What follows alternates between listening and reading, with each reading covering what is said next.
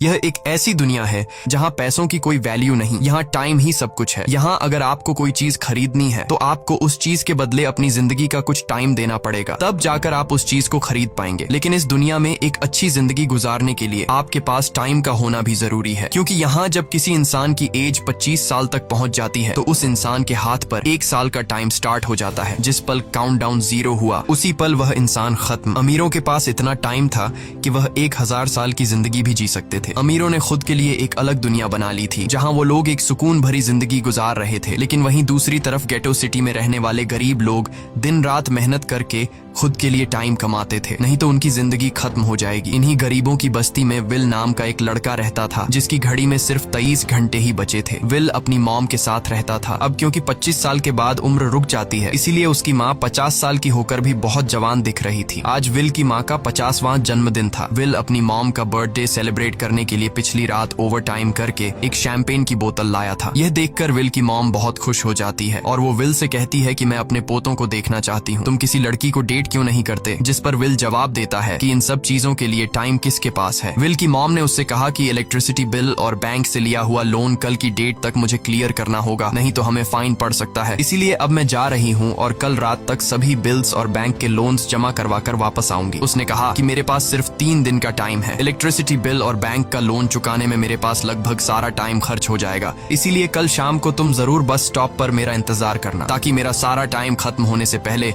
मैं तुमसे कुछ टाइम ले सकूं। इस पर विल ने कहा ठीक है, मैं टाइम पर पहुंच जाऊंगा। जाने से पहले विल की माँ विल के हाथ को छूकर उसकी बॉडी में 30 मिनट ट्रांसफर करती है ताकि विल अच्छा नाश्ता खरीद कर खा सके। इसके बाद दोनों अपने अपने काम पर निकल गए। रास्ते में विल के पास एक छोटी बच्ची आती है। वो विल को एक कैप्सूल देकर विल से उसका थोड़ा सा टाइम मांगती है। विल मुस्कुराते हुए उस छोटी बच्ची को कैप्सूल में अपनी जिंदगी का 5 मिनट का टाइम दे देता है और वह चली जाती है। यहाँ हमें पता चलता है कि यह लोग अपने टाइम को एक कैप्सूल में स्टोर भी कर सकते हैं, जिससे यह लोग कभी भी यूज और ट्रांसफर कर सकते हैं। इसके बाद विल काम के लिए फैक्ट्री पहुंच जाता है। काम शुरू करने से पहले वह कॉफी लेने जाता है, लेकिन वहां वह देखता है कि हर एक चीज का दाम डबल हो गया है। जहां पहले कॉफी 2 मिनट की मिलती थी, अब उसका प्राइस डबल होकर 4 मिनट हो चुका है। यहाँ पर कभी भी किसी चीज का भी दाम बढ़ा दिया जाता है बिना किसी अनाउंसमेंट के। ये बात विल को बहुत बुरी लगती है। मजबूरी में विल ने भी कॉफी के लिए अपनी जिंदगी के 4 मिनट पे किए और काम पर लग गया। दिन भर के काम के बाद रात के वक्त विल अपने दोस्त के साथ एक बार में जाता है। विल का दोस्त एक नंबर का शराबी था। वह हर वक्त शराब के नशे में टली रहता। विल का दोस्त विल को इशारे में बताता है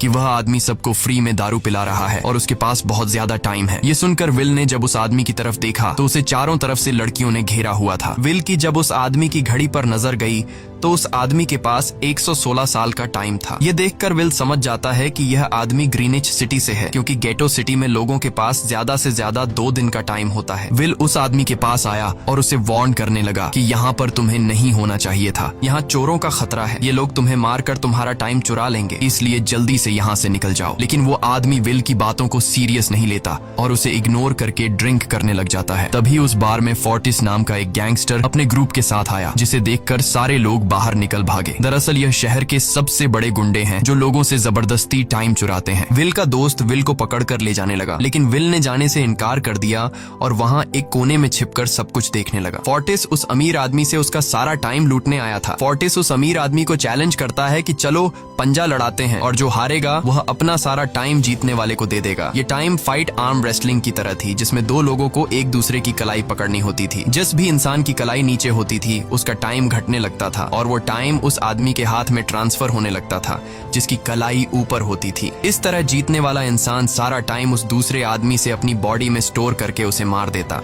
फोर्टिस उस आदमी से कहता है, क्या तुम इसके लिए तैयार हो? इस पर उस अमीर आदमी ने कहा कि मैंने बहुत ज्यादा ड्रिंक की हुई है, इसलिए मुझे कुछ टाइम चाहिए, उसके बाद मैं तुम्हारे चैलेंज के लिए तैयार हूँ। फोर्टिस कहता है कि ठीक है, ये तुम्हारी आखिरी ख्वाहिश है, जाओ, मैं तुम्हें तैयार होने के लिए कुछ मिनट देता हूँ। फोर्टिस उसके साथ अपना एक आदमी भी भेज देता है ताकि यह भाग न सके। वो अमीर आदमी बाथरूम में आकर बहुत ज्यादा उल्टियां करने लग जाता है, क्योंकि उसे काफी चढ़ गई थी। इसलिए अगर वो इस हालत में फोर्टिस से पंजा लड़ता तो इस अमीर आदमी का हारना कंफर्म था। तभी विल वहाँ पर आ जाता है। वो फोर्टिस के आदमी को मारकर उस अमीर आदमी को अपने साथ उस जगह से बाहर निकाल लेता है और उसे फोर्टिस से बचाकर एक सेफ जगह पे ले आया। विल ने उस अमीर आदमी से कहा कि मैंने तुमसे कहा भी कि तुम्हारी जान को खतरा है, तुम जानबूझकर अपना टाइम क्यों बर्बाद कर रहे हो। वो आदमी विल को अपना नाम हेनरी बताता है और वो विल से पूछता है कि तुम्हारी उम्र कितनी है। विल ने बताया 28 साल। हेनरी ने कहा मेरी उम्र 105 साल है और अब मैं जिंदगी से थक चुका हूँ। मैंने अपनी लाइफ में हर एक चीज का मजा लिया है और अब मुझे इस जिंदगी की जरूरत नहीं है, मैं जीना नहीं चाहता। ये सुनकर विल ने हैरानी से पूछा आखिर तुम कहना क्या चाहते हो। इस पर हेनरी ने कहा लगता है तुम अब तक हकीकत से अनजान हो। क्या तुमने कभी सोचा है कि इस दुनिया में अलग अलग टाइम जोन्स क्यों बनाए गए हैं?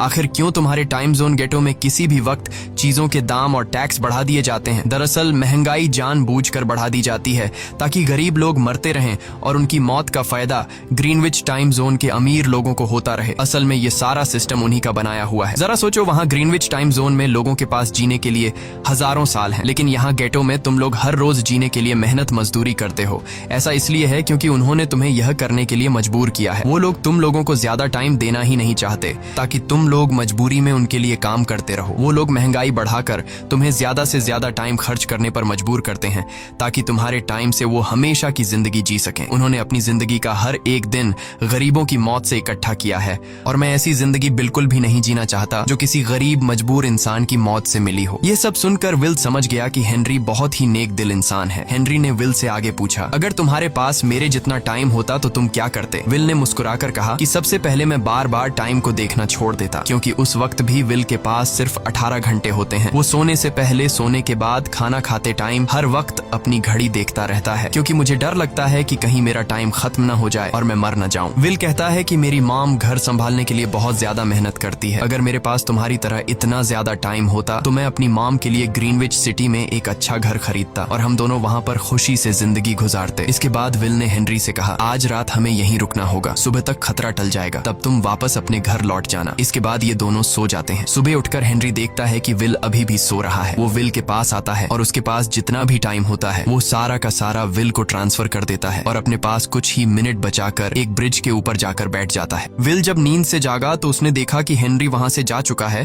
तभी हमेशा की तरह नींद से जागने के बाद विल ने अपनी घड़ी में नजर डाली। विल की घड़ी में 116 साल ऐड हो चुके थे। यह देखकर उसकी आंखें खुली की खुली रह गईं। उसे लगा कि वो अभी भी नींद में है और सपना देख रहा है। इसी दौरान विल की नजर विंडो पर पड़ी जिस पर लिखा था मेरा टाइम बर्बाद मत करना। वो समझ जाता है कि हेनरी ने मुझे अपना सारा समय दे दिया है। तभी विल ने हेनरी को दूर एक ब्रिज के किनारे पर बैठे देखा। विल जल्दी से हेनरी की तरफ भागा, लेकिन अब बहुत देर हो चुकी थी क्योंकि हेनरी के पास अब बस कुछ ही सेकंड्स बचे थे और थोड़ी देर बाद वो एक झटके से मरकर ब्रिज से नीचे पानी में गिर गया। विल को हेनरी की मौत का बहुत ज्यादा दुख होता है। अब विल के पास 116 साल की जिंदगी थी और वो समझ जाता है कि अगर मैं यहाँ पर रहा तो लोग समझेंगे कि हेनरी को इसी ने मारा है। विल जल्दी से अपने दोस्त के पास जाता है। विल का दोस्त विल के हाथ में इतना सारा टाइम देखकर शॉक रह जाता है, जिसके बाद विल ने अपने दोस्त को दोस्ती की खातिर 10 साल का टाइम दिया। ये देखकर विल का दोस्त उसका दिल से शुक्रिया अदा करता है। विल कहता है कि यहाँ रहना मेरे लिए अब ठीक नहीं, क्योंकि इतने ज्यादा टाइम को देखते हुए मेरा टाइम छीनने के लिए कोई भी मुझे मार सकता है। अब मैं अपनी माँ के लिए ग्रीनविच सिटी में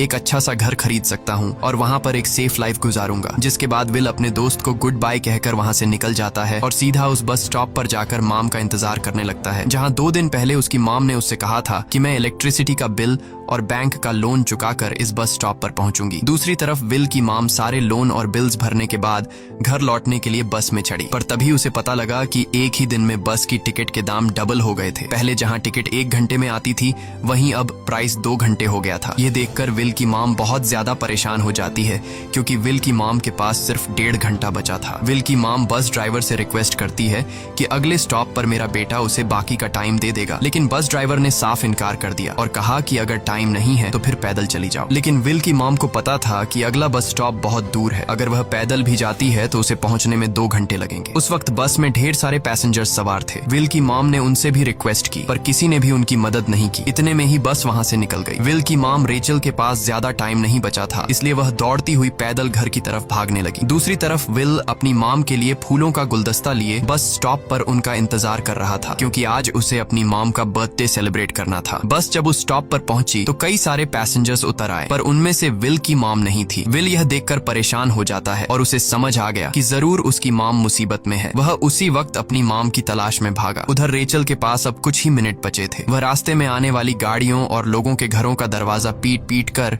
उनसे थोड़ा समय उधार मांग रही थी, लेकिन कोई भी उसकी मदद करने को तैयार नहीं था। इधर विल जब कुछ दूर गया तो उसे उसकी मॉम दौड़ती हुई नजर आ गई। अपनी मॉम को भागते हुए देख विल समझ गया कि उनके पास ज्यादा टाइम नहीं है। वह अपना हाथ आगे करके तेजी से उनकी तरफ दौड़ने लगा। उधर रेचल के पास अब सिर्फ 10 सेकंड्स ही रह गए थे। वह भी पूरी तेजी से विल की ओर भाग रही थी, लेकिन जैसे ही रेचल अपने बेटे विल के पास पहुंची, उसका टाइम खत्म हो जाता है और वह मर जाती है। यह देखकर विल को बहुत दुख होता है, क्योंकि उसने अपनी मॉम के लिए क्या कुछ नहीं सोचा था। वह चीख चीख कर रोने लगा। अगली सुबह तक हेनरी की डेड बॉडी टाइम कीपर्स को मिल चुकी थी। ये टाइम कीपर्स वहां पर इन्वेस्टिगेशन करते हैं। आज की दुनिया में टाइम कीपर्स होते थे जो पुलिस की तरह थे। इन टाइम कीपर्स का काम भी क्राइम को रोकना होता है। टाइम कीपर्स के ऑफिसर रेमंड ने उस जगह में अच्छी तरह से जांच की, लेकिन उसे कोई भी क्लू नहीं मिला। तभी रेमंड की नजर उस ब्रिज के पास लगे सीसीटीवी कैमरा की तरफ गई। वह सीसीटीवी फुटेज चेक करने सीसीटीवी रूम के लिए निकल पड़ा। दूसरी तरफ विल समझ चुका था कि उसकी मॉम की मौत के लिए ग्रीनिच में रहने वाले अमीर लोग ही जिम्मेदार हैं,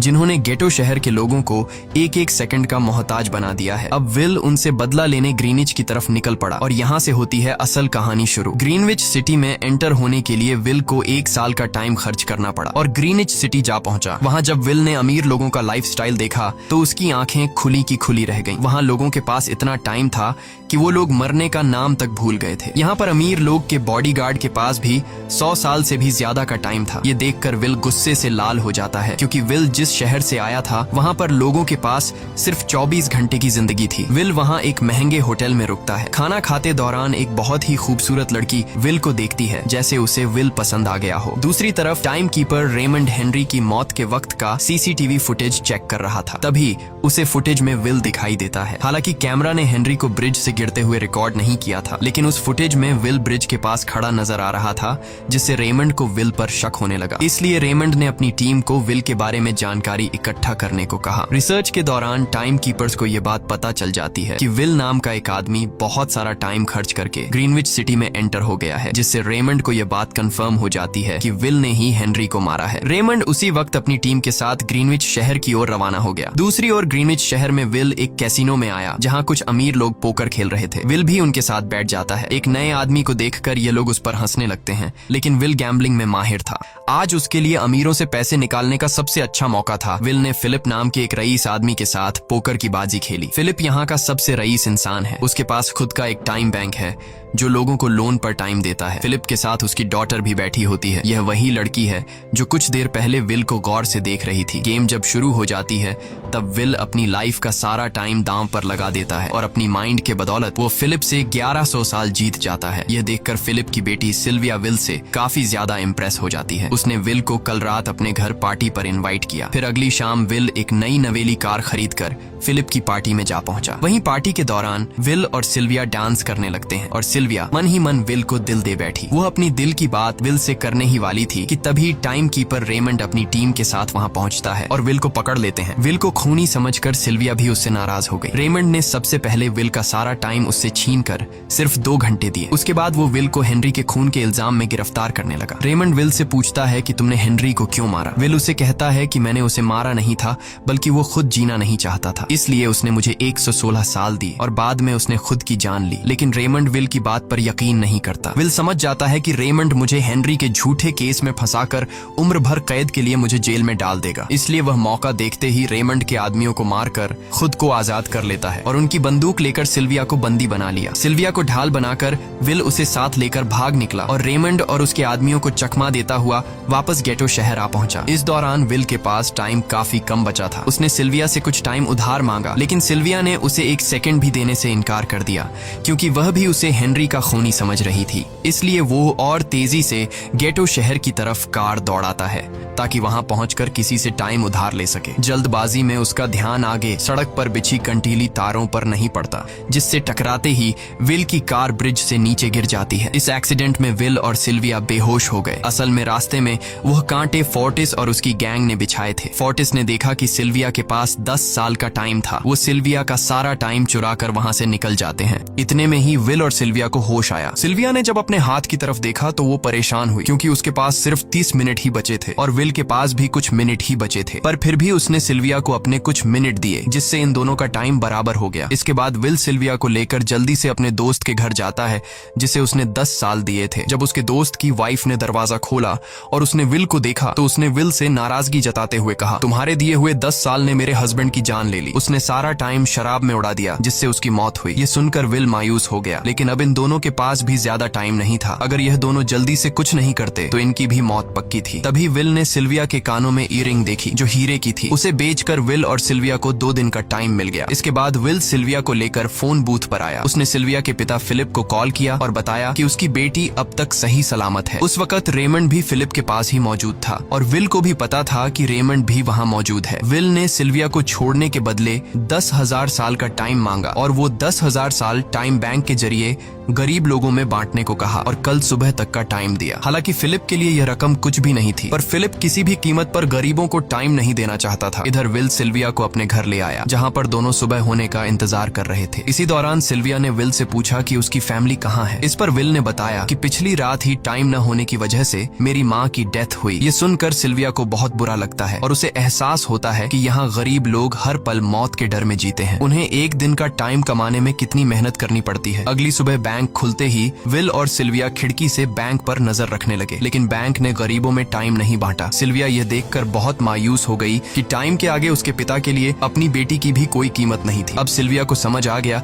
कि उसके पिता सिर्फ बिजनेसमैन नहीं है, बल्कि वो इस सिस्टम के हेड हैं। वो गरीब लोगों की मौत से अपनी जिंदगी के साल जमा करते हैं। सिल्विया को यूं मायूस देखकर विल ने उसे वापस घर भेजने का फैसला किया। वो उसे फोन बूथ पे ले आया और अपने पिता को कॉल करके अपने लिए मदद बुलाने को कहा। इस दौरान विल सिल्विया को वेपन भी दे देता है ताकि वो खुद की हिफाजत कर सके। इधर सिल्विया फोन पर अपने पिता से बात कर रही थी कि तभी टाइम कीपर रेमंड चुपके से वहां आ पहुंचा और विल पर गन तान दी। रेमंड विल पर गोली चलाने ही वाला था कि तभी सिल्विया ने रेमंड को देख लिया और घबराहट में रेमंड पर गोली चला दी। ये देख विल घबरा कर रेमंड के पास आया। हालांकि वो गोली रेमंड के हाथ को छू कर निकल गई थी। रेमंड के हाथ से बहुत खून निकल रहा था। विल ने रेमंड की घड़ी देखी। रेमंड के पास सिर्फ 2 घंटे बचे थे। दरअसल टाइम कीपर्स को भी सैलरी के तौर पर हर रोज 1 दिन का ही टाइम मिलता था। विल समझ गया कि जब तक रेमंड के पास उसके टीम वाले पहुंचेंगे तब तक रेमंड का ज्यादा खून बहने की वजह से उसकी मौत हो गई होगी। इसलिए विल रेमंड को 2 घंटे का टाइम देते हुए रेमंड की कार को लेकर वहां से निकल गया। रेमंड को गोली मारकर अब सिल्विया भी क्राइम लिस्ट में आ चुकी थी। हालांकि विल ने सिल्विया से कहा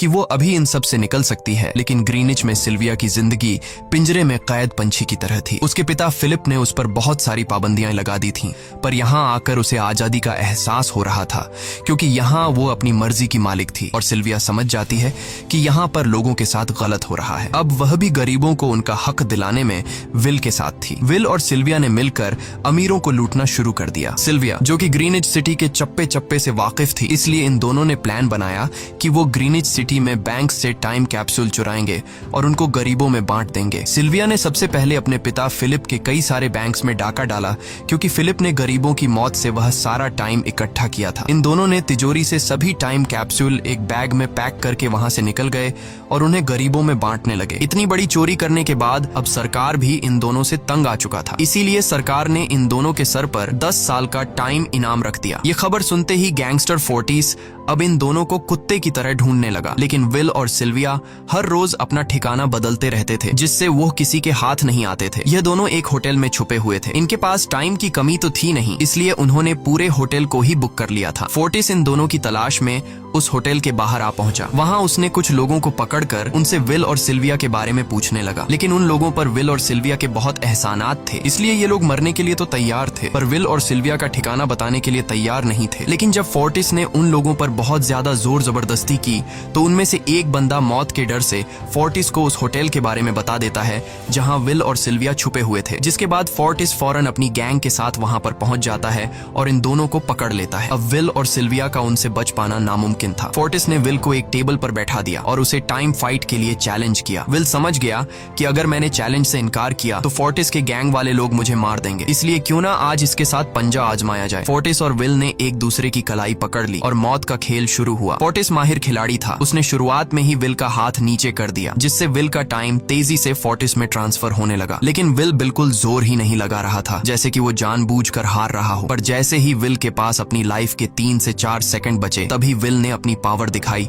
और एक झटके से फोर्टिस का हाथ नीचे कर दिया। फोर्टिस की आंखें खुली की खुली रह गईं। वो पूरा जोर लगाकर अपना हाथ ऊपर करने की कोशिश कर रहा था, लेकिन विल की ताकत के आगे वो ढीला पड़ चुका था। ये देख फोर्टिस के आदमियों का ध्यान फोर्टिस की घड़ी पर अटक गया। अब उनका बॉस मरने वाला था। इतने में ही मौका पाकर विल ने अपने जूते से गन निकाली और पलक झपकते ही फोर्टिस के सारे आदमियों को शूट कर दिया, क्योंकि अगर वो ऐसा नहीं करता तो वो लोग उसे मार देते। इसी के साथ फोर्टिस का टाइम 0 हो गया और वह भी मारा गया। विल और सिल्विया जल्दी से वहां से भाग निकले। इसी दौरान उन्होंने देखा कि अमीरों ने सारा खेल पलट दिया था। विल और सिल्विया ने गरीबों में जितना भी टाइम बांटा था, उसकी वैल्यू अब कुछ भी नहीं रही थी, क्योंकि अमीरों ने महंगाई के दर को कई गुना बढ़ा दिया था। यह देख विल हारा हुआ महसूस करने लगा और उसे लगा कि मैं कभी भी इन गरीबों को उनका हक नहीं दिला सकूंगा। उसने सिल्विया से कहा कि अब सब खत्म हो चुका है। अगर वो लोगों में 1000 साल भी बांट दें तो अमीर लोग महंगाई को और ज्यादा बढ़ा देंगे, जिससे लोगों की हालत कभी नहीं सुधर पाएगी। सिल्विया ने कहा कि कोई तो रास्ता होगा। इस पर विल ने कहा कि हमें लाखों साल चुराकर इन लोगों को देने होंगे, तब जाकर हम लोग महंगाई को कंट्रोल कर सकते हैं। हालांकि यह इतना आसान नहीं था, पर सिल्विया ने इसके लिए एक प्लान सोच रखा था। अगली ही सुबह जब फिलिप अपने बॉडीगार्ड्स के साथ ऑफिस पहुंचा, तभी सिल्विया वहां आई और उसने अपने पिता से कहा कि वो सरेंडर करना चाहती है। तब सारे गार्ड्स ने सिल्विया पर गन तान दी, लेकिन तभी वहां पीछे से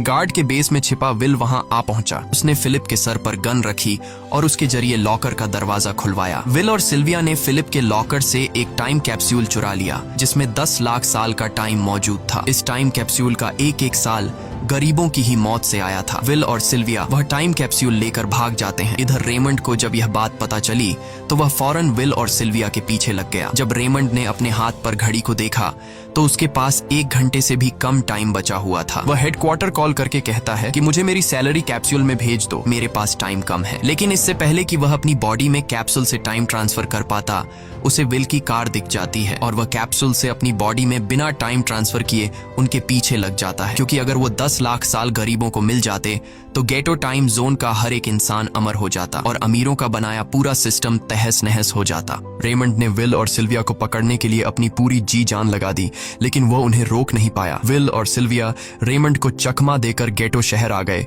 और वह टाइम कैप्सूल एक बच्ची के हाथों में सौंप दिया। उन्हें पता था कि रेमंड सीधा हमारे पीछे गीटो शहर पहुंचेगा, इसलिए उन्होंने इस जगह को छोड़कर एक सुनसान जगह पर चले गए। उधर उन्होंने गीटो शहर के लोगों में लाखों साल बांटकर उन्हें अमर कर दिया था, लेकिन खुद इन दोनों के पास बहुत ही कम टाइम बच जाता है। बदकिस्मती से उसी पल रेमंड ने उन्हें पकड़ लिया। रेमंड ने विल को धमकी देते हुए कहा, अगर तुम्हें अपनी जान प्यारी है तो चुराया हुआ सारा टाइम वापस कर दो। तब विल ने उसे अपनी घड़ी का समय दिखाया। विल और सिल्विया के पास कुछ ही मिनट बचे थे। विल ने रेमंड से कहा, कहीं तुम भूल तो नहीं गए? याद है जब तुम मरने वाले थे तो मैंने तुम्हें कुछ टाइम उधार दिया था। टाइम तो तुम्हें मुझे वापस करना चाहिए। यह सुनकर रेमंड को याद आया कि विल और सिल्विया को पकड़ने की जल्दी में उसने अपने टाइम पर ध्यान ही नहीं दिया। जब उसने अपनी घड़ी पर नजर डाली तो उसके पास सिर्फ 5 सेकंड ही बचे थे, जो देखते ही देखते 0 हो गए और रेमंड मारा गया। विल और सिल्विया रेमंड से तो बच गए थे, पर इन दोनों के पास भी अब सिर्फ एक मिनट ही बचा था। ऊपर से उस सुनसान इलाके में उनकी मदद करने वाला भी अब कोई नहीं था। उन्हें अपनी मौत साफ नजर आ रही थी। इन दोनों ने मायूस होकर एक दूसरे को गले लगाया और तभी विल को रेमंड की कार नजर आई। विल फौरन कार की तरफ भागा